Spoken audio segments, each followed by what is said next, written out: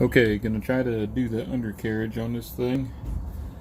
It's not gonna be super spectacular. I don't have a scissor lift or anything to put it up on, but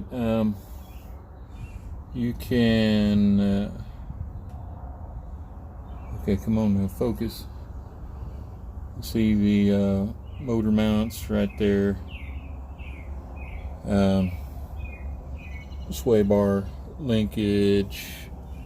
I can't remember what you call these things. Anyway, all that stuff is new. You see the brake caliper and the disc. Tie rods and everything are brand new. Engine brace. Okay, over on this side you can see the that is the that's the steering box right there. Power steering on it. Again, all your tie rods and things like that. All your upper and lower A-arms, everything is brand new. As you can see, rubber and everything's all brand new. The whole, even though everything is basically stock, it's all brand new. Going up there, you see the other motor mount. We're on the underside of the let me see, what are we looking at there? I can't tell what I'm looking at. Okay, that's the bottom of the fuel pump right there, your coil, fuel filter, oil pressure thingy back there at the back. Right there you see the bottom side of the oil filter. Okay, right here you can see the transmission coolant lines.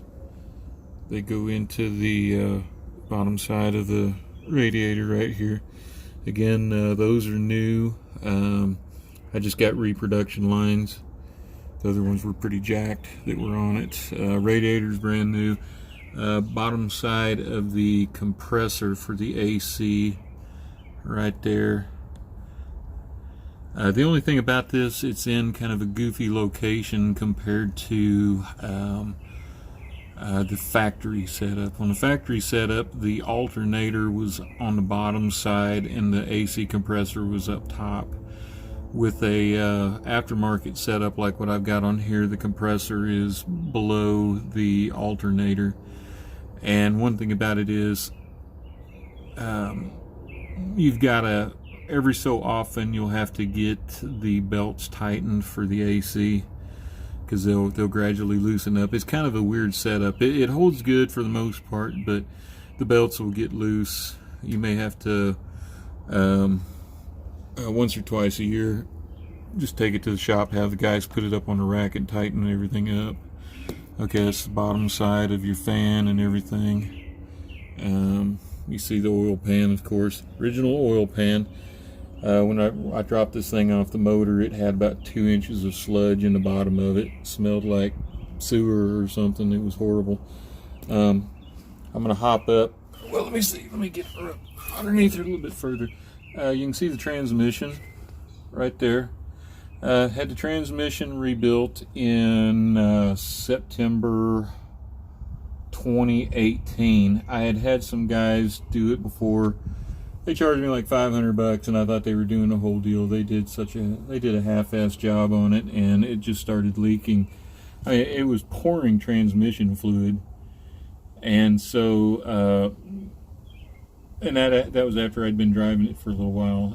That's the bottom side again. I think that's just looking up at the starter right there. But anyway, I took this thing down and had a guy who was really good with transmissions rebuild it, and he said they only replaced half the seals and stuff that they should have. He said some of the stuff was still original from the factory up in there. That's why it just sprung a major leak. But anyway,